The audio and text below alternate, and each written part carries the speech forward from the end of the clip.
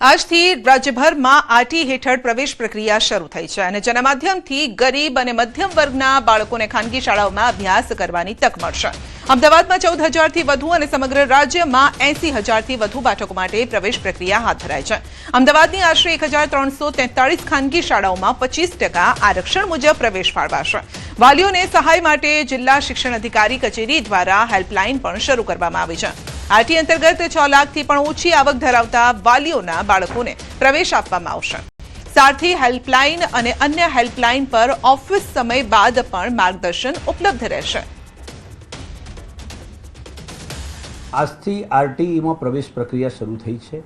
સ્વનિર્ભર શાળાઓમાં મફત અને ફરજિયાત શિક્ષણના અધિનિયમ હેઠળ 25% સીટ જે છે સ્વનિર્ભર શાળાઓમાં આરટીઈ અંતર્ગત અનામત રાખવામાં આવે છે। 6 લાખની આવકની મર્યાદા હોય છે અને 13 પ્રકારની જે છે એ અગ્રતા હોય છે અને એના આધારે અગ્રતા ક્રમને આધારે આખી પ્રક્રિયા ઓનલાઈન થતી હોય છે। જે ઇન્કમટેક્સ રિટર્નમાં દર વખતે જે ભૂલો કરે છે એ ભૂલ જાણી જોઈને કરી હશે કે ભૂલ થઈ હશે, પણ એમના સામે ફોજદારી ગુના થશે